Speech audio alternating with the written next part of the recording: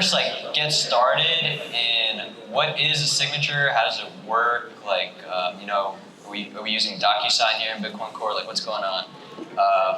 How do signatures work, Jonas? What are the functions? What's needed? Okay, so what is a signature? A signature is something that in Bitcoin authorizes the spend of a coin, such that the person who received the Bitcoin can spend the coin and no one else. And this idea that no one else can spend the coin, we call that unforgeability. So we say the signature scheme is not forgeable, and that means no one except the person with a secret key belonging to a public key can create a signature over a certain message. And in the case of Bitcoin, the message is usually some variant of a transaction hash. Got it. So how has that maybe changed? We recently activated Taproot. There's a bunch of new, interesting signature interactivity stuff I'll like to get into eventually. But what's the difference between Ecdsa and Schnorr? And can you briefly touch on, anyone here, the discrete log problem? I'll take that. So, as part of the new Taproot upgrade to Bitcoin, we have a new signature algorithm called Schnorr. The previous algorithm that was used in Bitcoin was called Ecdsa. And so, as Jonas just said, right, the point of a signature algorithm, you take the message, which is your transaction, you mix it up somehow with secret data in a way that anyone can verify, and the idea is that you have this unforgeability property. So only the person who has access to the secret data is able to sign the transaction. And if any part of the transaction changes, the signature is no longer valid, right? And the specific way that that's done is by an algorithm called Ecdsa, which uses a whole bunch of crazy moon math involving elliptic curves and complicated algorithms and stuff. And in the Taproot upgrade, we have replaced Ecdsa for Taproot outputs with Schnorr. And the difference between the two is actually fairly subtle. They both use elliptic curves. They both use a sort of linear-ish equation. They both have a very simple algebraic expression, which if we were doing a math talk, I could write them both on the board. You'd almost wonder what the difference was. And the difference ultimately comes down to history, I'd say, which is that back in 1989 or so, when you see Schnorr was first developed by Klaus Schnorr, who is still a professor in Germany, by the way. He developed this signature scheme. He put a number of patents on it. One, that was the number. And he then tried to collect royalties on the signature scheme. And because it wasn't widely used anywhere, it got no use, right? Nobody wants to start using a cryptographic scheme that you have to pay to use, basically. And that's always been true pretty much for the history of modern cryptography. So nobody used this. So then a few folks at NIST, in particular Neil Koblitz, I think, developed Ecdsa, where they took the Schnorr signature algorithm, they rearranged it a little bit, they made it just different enough that it no longer violated the patents. And so this then became a standard, both because there was a big standards body behind it, and also because it was patent-free. And that was kind of the design, right? It was supposed to have all the efficiency and security and all those good properties of Schnorr, but not be encumbered by this patent. But as it happened, well, in practice that is true. In practice it accomplished all of those things. But Schnorr's system, by being kind of designed for cryptographic, with cryptographic goals in mind, is a fair bit more elegant. It has a security proof in a theoretical model, which is much more plausibly related to real life. It also has a bunch of algebraic simplicity, and that's the big thing that I think we'll get into a bit later, that makes it possible to do all sorts of cool advanced tricks like multi-signatures and threshold signatures and adapter signatures and all these different new signature types. You can build it on top of Schnorr, and it wasn't really practical to build it on top of Ecdsa.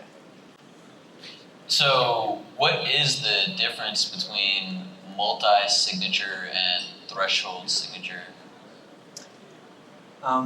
So kind of what was alluded to is one of the things that is much simpler to do now that we're using Schnorr instead of Ecdsa is that you can have, so I think most people who use Bitcoin are used to having a public key, and that's an address, it's where your funds are stored. And then your private key is like the secret you know that then you can generate a digital signature in order to spend those funds from that address. And now you can kind of have shared ownership of a single pub key. Most Bitcoiners some Bitcoiners are probably aware that you can have shared ownership using Bitcoin scripts. It's usually called multisig. And that's kind of enabled by just putting multiple public keys on chain. But what these kind of new protocols enable is a way for multiple people to share just one public key that kind of represents all of them. But everyone who isn't involved doesn't need to know that it's multiple people. It just looks like a normal public key. And then multisignature is when you have, say, like 2 people and both of them need to kind of work together in order to generate just one signature for their one key. And then threshold, as the name suggests, would be something more like you have 3 people, but only 2 of them are needed in order to generate. So it's like a subset of the parties involved in making that. Yeah, so in some sense, threshold is kind of this general thing, and multi-signatures are just this special case where everyone needs to sign. Which is kind of confusing because object multisig, like the way that we previously had of doing multisig on Bitcoin, or what's called multisig, is actually a threshold signature. But yes. So I think it's a different state of mind now to perceive like the change from like a multi-signature to now what's more like an interactive aggregate signature. Can we briefly expand on how it works, the combination process, like what are these rounds I hear of?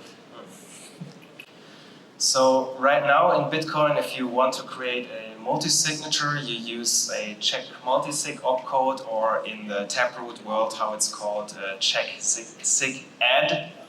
And the way that you are able to spend a coin is that you need to, so everyone who is involved in that setup needs to agree on a message, which would be some kind of transaction in our case.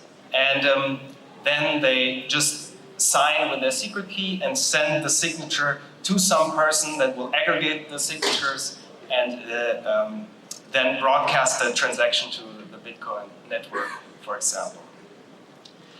Now, if we want to use the tricks that Nadav mentioned, doing a real multi-signature where even though it's multiple people, there is only one public key involved and there's only one signature, the setup becomes a bit more complicated, because now we call this signing process interactive, because there are now multiple rounds involved.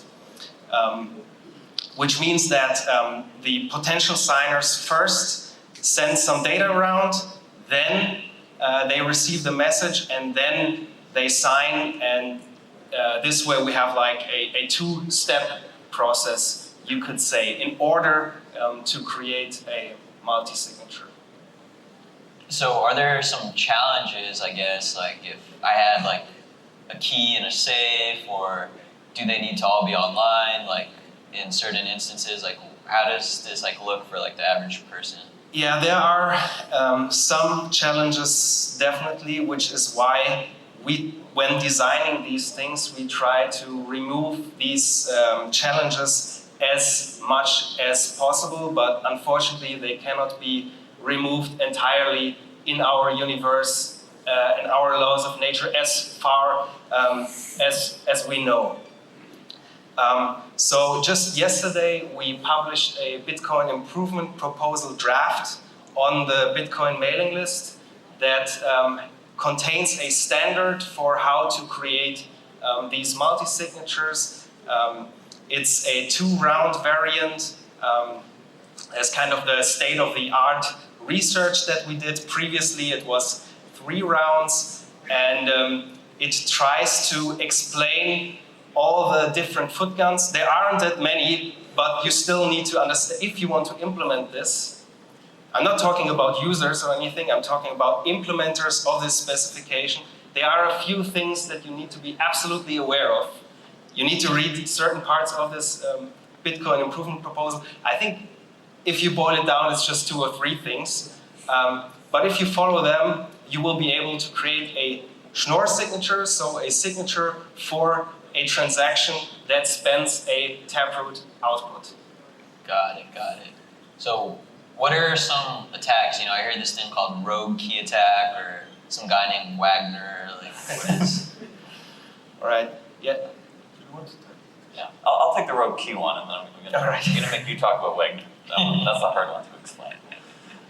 So the way that these signature schemes work, both Ecdsa and Schnorr, is that you have this what's called a linear equation. We have some secret data, you have a message digest, you have basically an ephemeral key that we call a nonce. You put them together into a simple equation, you add all the pieces together, and you're off to the races. And when I say add there, I mean like something a little more technical than the familiar addition, but still it behaves algebraically the same way, right? If you add 3 things together, it doesn't matter what order you put them in, you can rearrange them, all that good stuff. So what a rogue key attack is when you take one of these multi-signature schemes that Nadav and Jonas was talking about, where you combine 3 keys from 3 different parties, say, however many you want. Let's say you have 3 parties, they all combine their keys into 1. So the goal is you have 1 key, 1 signature, but you have 3 people behind it, right? And the goal, of course, is that you want the 1 key to actually represent the 3 people, right? Like, certainly they should believe that, but also it should be a true belief.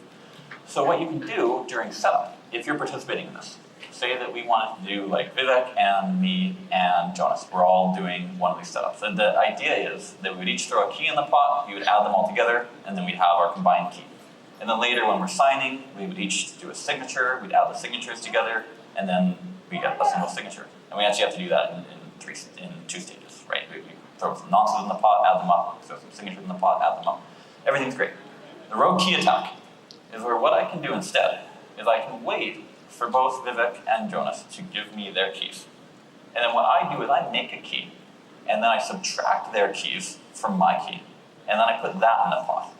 And so if you've been following everything, what gets mixed together is my key minus Jonas plus Jonas, minus Vivek plus Vivek, and what's left is just me. And so all three of us contributed something, and we added up something from all 3 of us. But I kind of ginned things up so that everyone else's contributions would be canceled out. And now, if I want to go move the coins without consent from either of them, I can go ahead and do that, because ultimately the final key is just me. So that's a rogue key attack. And the way to avoid it is to do what's called re-randomization, where when we mix the keys together, we need to rather than directly adding them, we need to first multiply them by a random factor, and you have to choose that random factor in a way that whenever I try to change what my contribution is, it changes the random factors for every other party. So I can't wait for everyone else to do stuff and then contribute my thing. We have to be mixed. We have to mix contributions from everybody. And so if I try to gin things up, my act of ginning it up will change the randomizers and thereby undermine my gin. So that's the rogue key attack. So that's one thing that we've had to address as we've developed these multi-signature schemes. Wagner. Okay. Perhaps just to be clear, these attacks, they don't apply to the BIP that were proposed yesterday. We're talking about this, I think, because these kinds of schemes, they have a history, and these attacks were discovered on the way to the standardization of these schemes. One of these attacks would be a rogue key attack, but there are also other attacks. Perhaps you are aware that given some byte string and a hash function, let's say SHA-256, it's very hard to find a pre-image or an input to that hash function that hashes to a specific output. That is hard. However, what not many people are aware of is that if you have a sum of multiple hashes that should sum into a value, a specific value, then finding the pre-image for that sum of hashes is actually not that hard. And in order to find these inputs to the hash functions, you can use Wagner's algorithm, but there are also more efficient algorithms out that have just been discovered last year. But this attack actually appears quite often in crypto systems that we are interested in the Bitcoin world.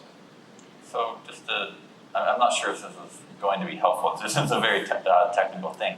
But one example of where that would appear is when you're trying to do a multi-signature, what you're combining is a linear combination, of course, of secret data, but also the hashes of the transactions. So if you can find a number of transactions whose hashes all add up to the hash of another target transaction, you can potentially get signatures on a bunch of good transactions where the good ones were chosen such that those signatures can be added up to get a signature on a bad one. And so that is, actually connecting this to a real system gets pretty hairy and technical, but because of this linearity property that I haven't defined, but I'm going to keep coming back to over and over, you can use this very abstract Wagner attack and actually produce forged signatures using it in some some previous iterations of this kind of research. So now that state-of-art research is out, what are some efficiencies gained? Like, I like to sync my full node and really brag about it. Is it faster now? Like, what's going on?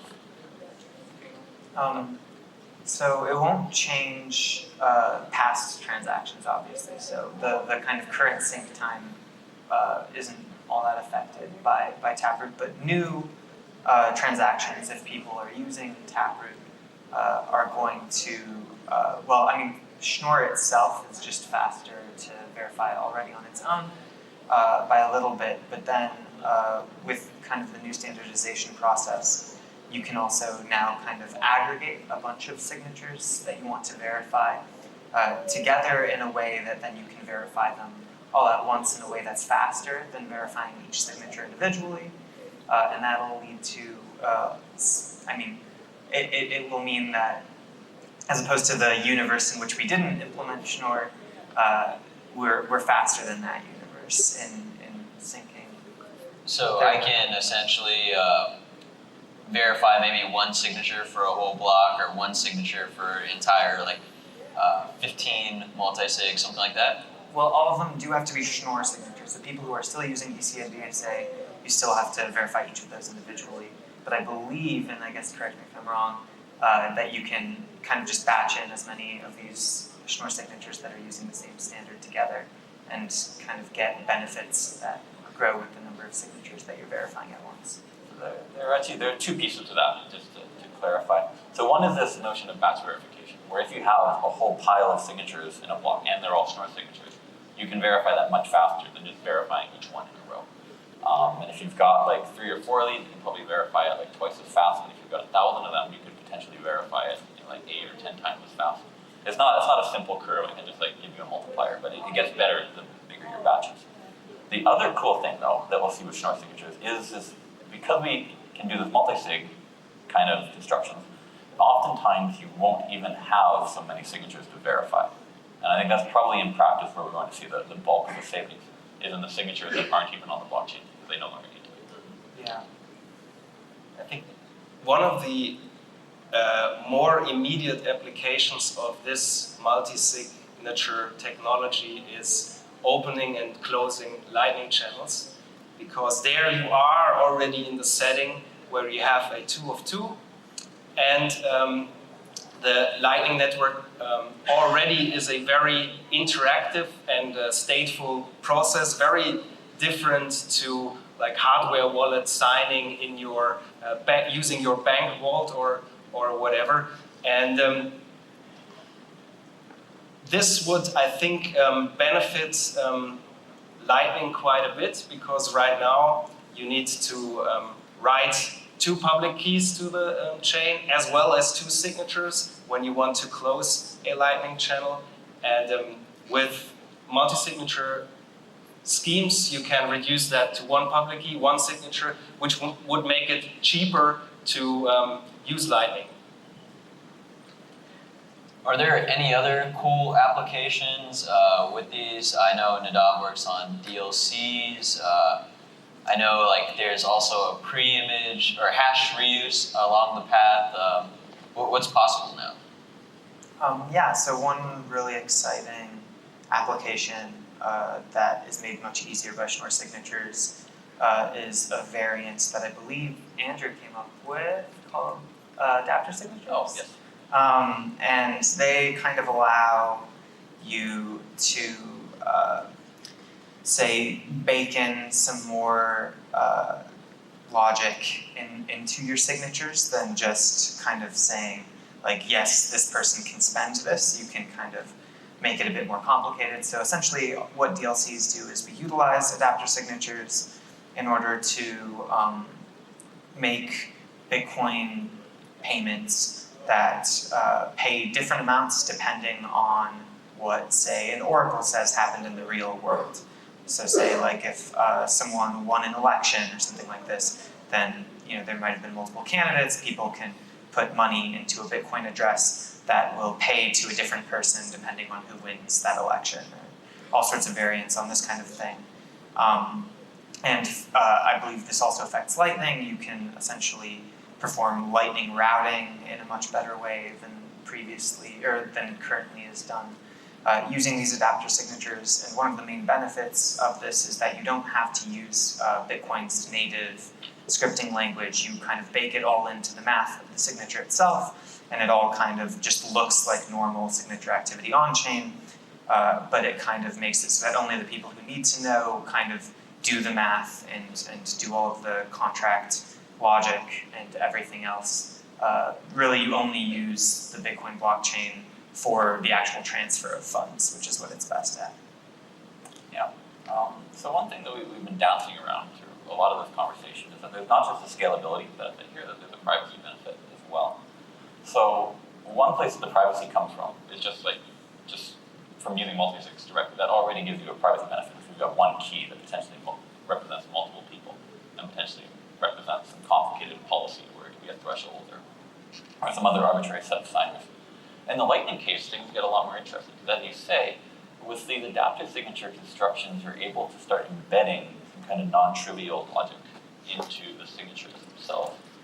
And adaptive signatures themselves, what they are, one way to think of them is a form of verifiable encryption.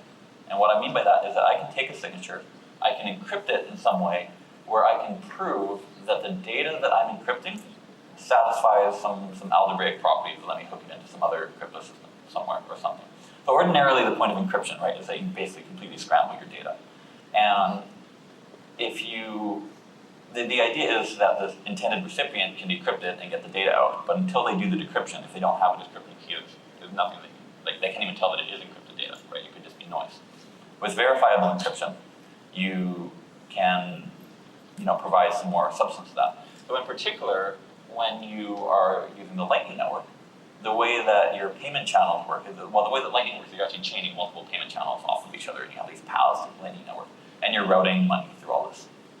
And along a certain path, you have to maintain this kind of fixed identifier. I think it's an invoice ID or something in the UX. But what it is in the current Lightning invocation is it's some hash, some random hash of some data. And this hash is put into the scripts in all the payment channels, and it has to be the same, and that's how the payment channels are linked.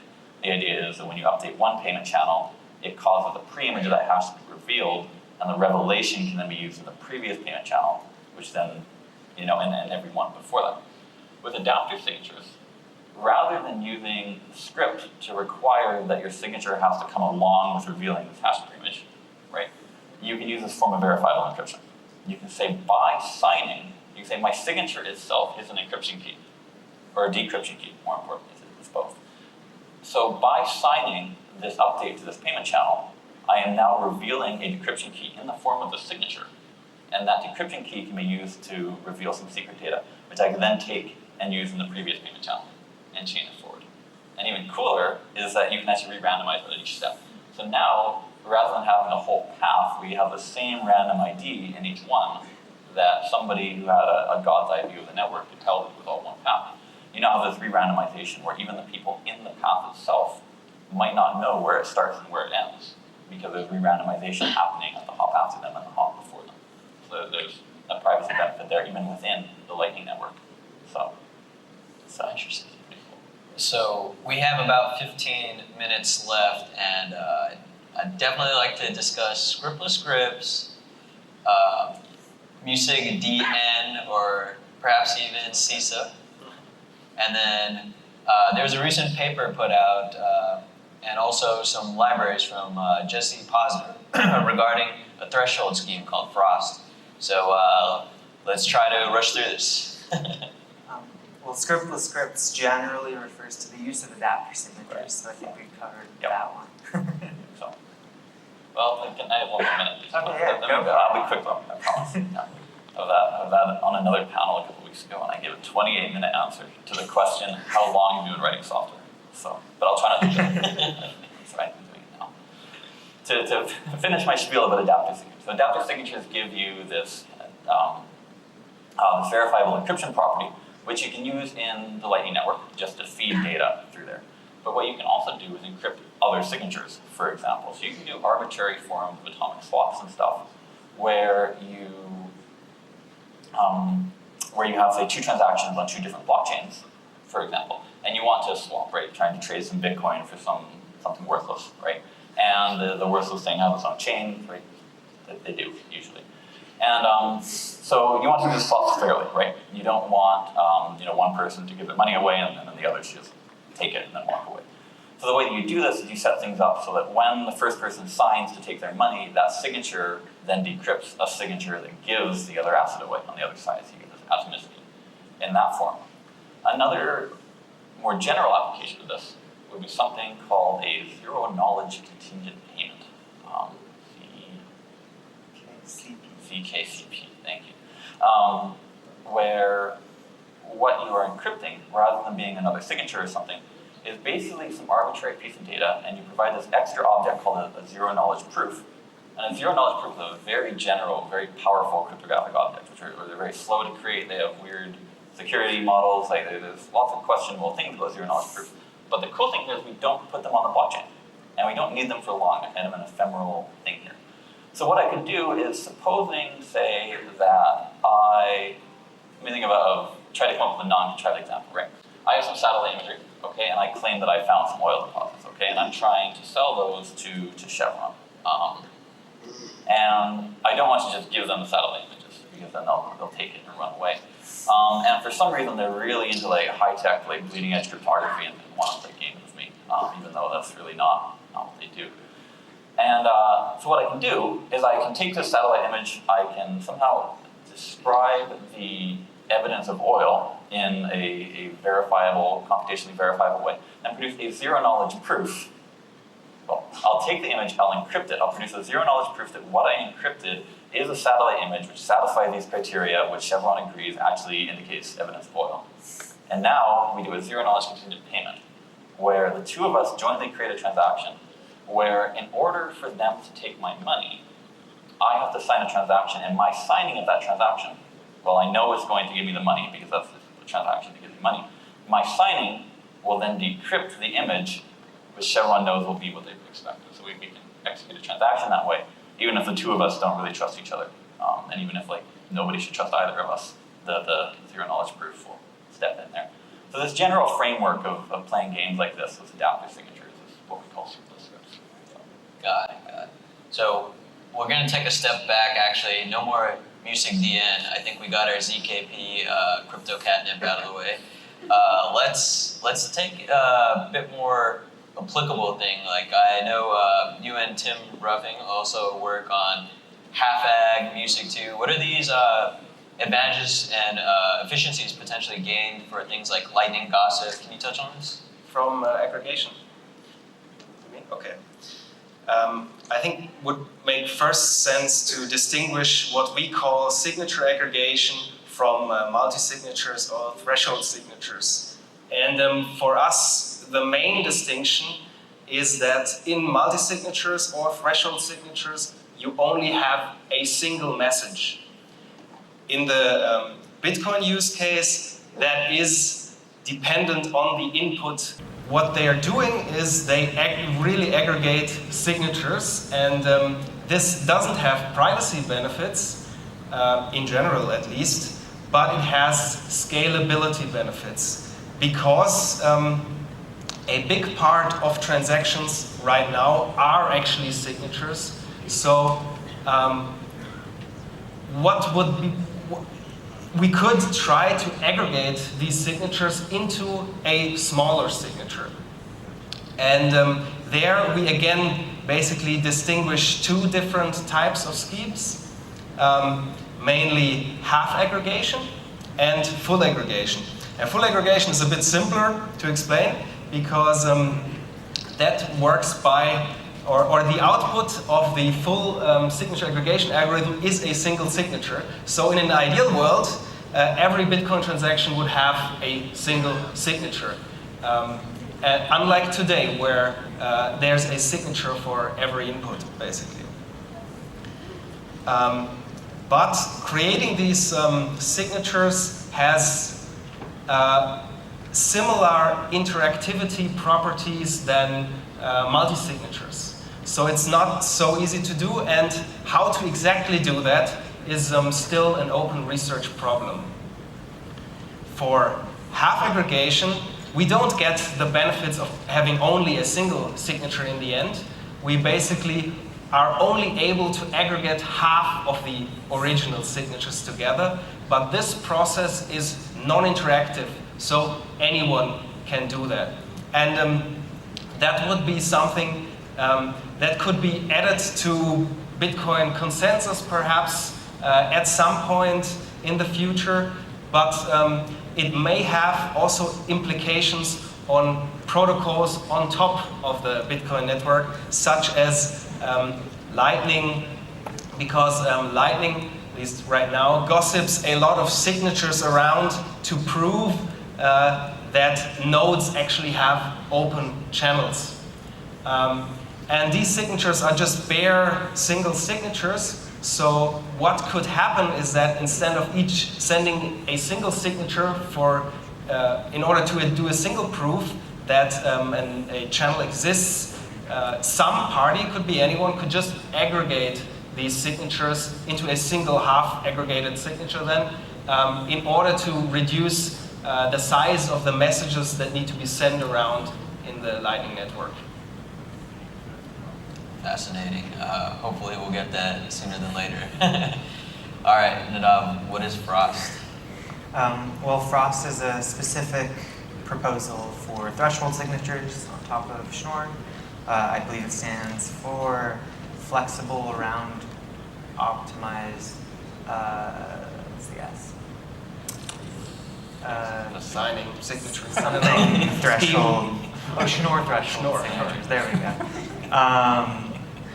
Yeah, so essentially it is, so it's a two-round proposal, meaning that, well, I guess there's a pre-computation you can do so that it kind of looks like there's only a single round, where that kind of looks like normal signing, where you just do something once, like everyone generates their part of the signature and then someone puts it all together. But really, there's also kind of like a setup round. So there's a setup round and then a signing round. It's maybe a high-level way to think about it. Essentially, what you do is everyone kind of has their own private key, is how you could think of it, or secret share.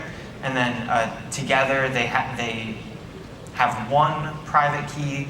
It's not as simple as just adding all of those keys in a pot, but you do a little bit more math and you end up getting a key which then could, in theory, be derived by any, say, 2 of 3 participants, or 3 of 5, or T of n.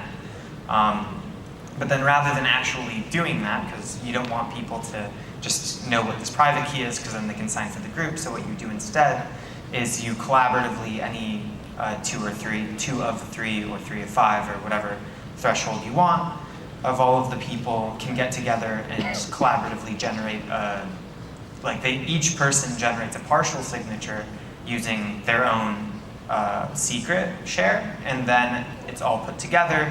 And if you have at least T people, at least 3 of the 5 people, for example, then you generate just one normal-looking Schnorr signature for the one kind of group key. And it's kind of done in a simple enough way that it works well with a lot of other things that you might want to do. actually I don't know if it works with adaptive signatures. I imagine that you would be able to hack that together if you wanted, or similar approaches could. Adaptive signatures mostly only work with 2 of 2 setup, so I see. there's not room to do a threshold. Right. Right. Okay, yeah. Well, it kind of is similar in nature to how multi-signatures look, but it's done more generally. And I guess if Jonas wants to talk about the trade-offs between using something like multisig and rouge. We can have a bonus round about blind signatures or ring Or signatures that. if you'd like to. I think one thing that's also interesting to get across is what are the different stages that these proposals are right now, because people in the audience might be interested to use this eventually. And so what we're mostly talking about right now is only the lowest level that you're really interested in, which is the cryptography part, right? But there are more parts before you can actually use this in your wallet, right? There needs to be standardization first of the crypto scheme, and for multi-signatures, we are, as I said, we published a standard yesterday. For Frost, I would say there it's a bit more early, but there are also standards progressing that will be eventually usable with Taproot and tweaking and whatnot.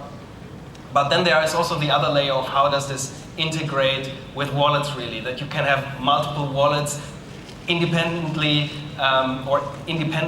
implemented from different vendors that work together and create such a signature. And that is, I think, a really interesting thing in the future, how to exactly do that. That might be more difficult for some schemes than for others, right? For multi-signature, which is a more specific scheme, N of N, that might be a little bit more, a little bit easier to do for wallet implementers than something, for example, like Frost. And you asked about blind signatures. Blind and ring, whatever you think we can kill a minute 30 with. Okay, I see ring. Do ring. I'd say blind signatures. Let's do it. Yeah, blind. Okay, so what blind signatures are, they are basically a client and a server protocol where the server signs some message that came from the client without knowing what this message is. And also such that the signature won't be correlated with the message in the future or even the signature in the future. And how is this used? This can be used, for example, for federated eCash or eCash in general, which is, I think, one of the interesting direction that the Bitcoin community is looking into, where you have much better privacy guarantees than anything you could achieve with blockchains or Bitcoin in particular, but you have other trade-offs. And these blind signature schemes, they don't need to be part of Bitcoin consensus, which means that we can use more exotic schemes that don't have the trade-offs of interactivity that we discussed with multi-signatures or complicated setup like in threshold signatures, but we can have more exotic cryptographic assumptions and then have a scheme that is simpler to implement and harder to mess up, and also that has properties like threshold blind signing, where you have a whole federation that would require a signature on a token or whatever. Yeah, so that's I think the way how you could use blind signatures in Bitcoin. And this is essentially mini mint or similar applications. Yep, exactly. Well, I guess that's pretty much it. I'd like to conclude this panel. Let's get a huge round of applause for Andrew Poelstra, Jonas, and Nadav Kohen.